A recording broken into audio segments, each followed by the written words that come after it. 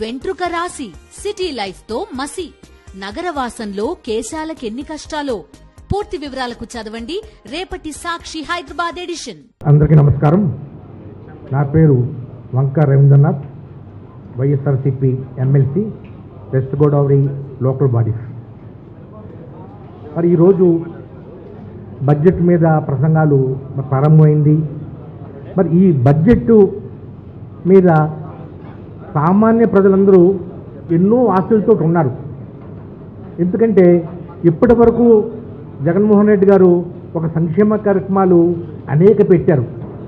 జగన్మోహన్ రెడ్డి గారు ఎన్నైతే సంక్షేమ కార్యక్రమాలు పెట్టారో దానికి 2 రెట్లు 4 రెట్లు ఇస్తామని కూటమి ప్రభుత్వం హామీ ఇవ్వడంతో ప్రజలందరూ కూటమిని బలపరచడం, ఇదే మొదటి బడ్జెట్ కావడం.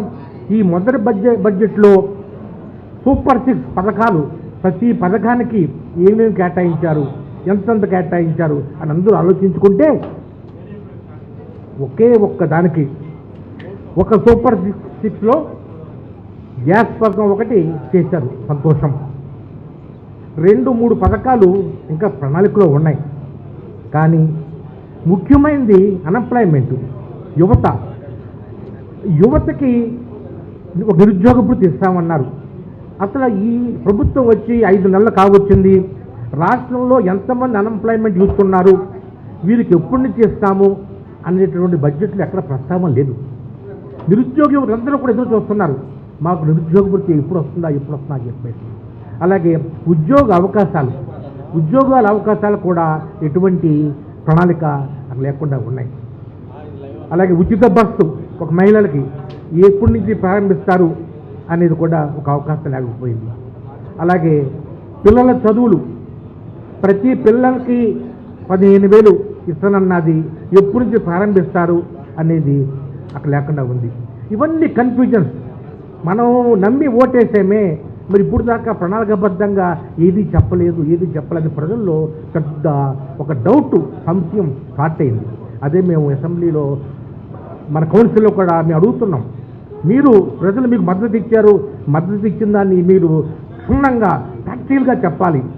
మరి ఇప్పుడు దాకా మీరు రాష్ట్ర ప్రభుత్వం గతంలో జగన్మోహన్ రెడ్డి ప్రభుత్వం 12 లక్షల కోట్లు అప్పు చేసిందని ఒకళ్ళు, 10 లక్షల కోట్లు అప్పు చేసిన ఒకళ్ళు అంటూ వచ్చారు. ఈరోజు మీరే వాస్తవంగా ఇప్పటికీ అన్నీ కలిపి సారా సగటుని అందరితో కలుపుకొని 6 లక్షల చిల్లర చెప్పి మీరే చెప్తున్నారు. అంటే మీరు వేసుకునే అంచనా మీద అప్పులోనే సగం తగ్గిపోయింది కదా.